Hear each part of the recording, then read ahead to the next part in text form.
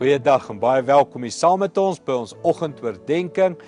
En ons is hierdie week besig in Lukas 15 om na die verhaal van die verlore seun te kyk wat sy sonde bely het en genade geniet het, vergifnis geniet het by die Vader.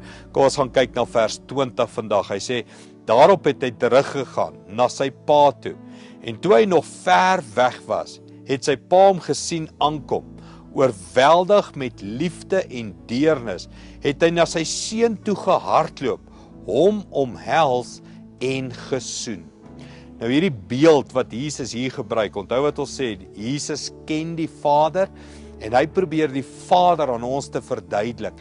En hy kom hier en hy skets 'n beeld van 'n Vader wat wag in die pad, 'n Vader wat hardloop in die pad, 'n Vader wat soen en omhels in die pad, en hy skep 'n beeld van, hoe sien jy die Vader?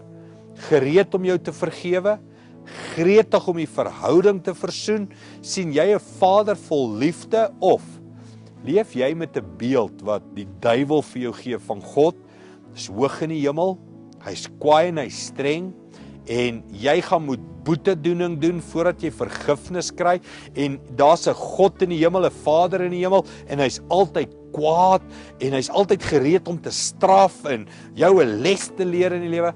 Wat is jou prentjie van die Vader?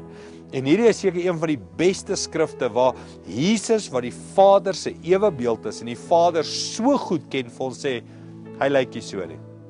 Hy staan nie in wag om jou te straf nie. Hy staan in wag om jou te omhels. Hy staan nie in wag om vir jou kwaad te wees en jou 'n speech te gee en jou 'n les te leer nie. Hy staan in wag om jou te soen, om jou vas te druk, om jou te herstel in verhouding. So eenvoudig, wanneer jy bid, na wat se Vader toe bid jy? Wanneer jy in 'n kerk is, wanneer jy enigsins stil word en oor God dink, hoe lyk daai prentjie? Is dit 'n duiwelse prentjie, 'n harde prentjie, of is dit hierdie liefdevolle prentjie van 'n Vader wat wag vir jou? Kom ons sê dankie daarvoor. Hemelse Vader, dankie vir u groot liefde, u groot deernis, u groot geduld met ons. Dankie dat u gretig is om ons te vergewe, om ons vas te druk, ons te soen en ons te herstel in ons verhouding met u. Dankie daarvoor in Jesus naam. Amen.